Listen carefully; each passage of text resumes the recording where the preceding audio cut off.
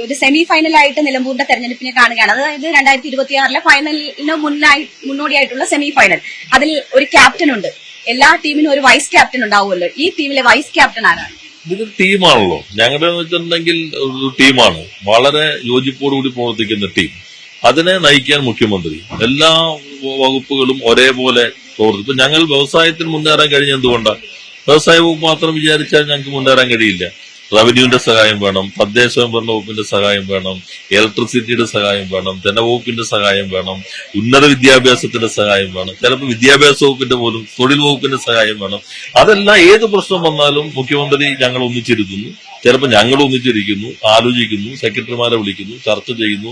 ഇത് കേരളം കണ്ട one of the best ടീമാണ്, കളക്റ്റീവ് ടീമാണ്. ഇതിനകത്ത് മുഖ്യമന്ത്രി എല്ലാവരും നയിക്കുന്നു, ഞങ്ങൾ എല്ലാവരും തുല്യരായി പ്രവർത്തിക്കുന്നു. ഇതിനകത്ത് പ്രത്യേകം എല്ലാവരും മുഖ്യമന്ത്രിയുടെ നേതൃത്വത്തിലെ ടീം എല്ലാവരും ഒരേപോലെയാണ് പ്രവർത്തിക്കുന്നത്.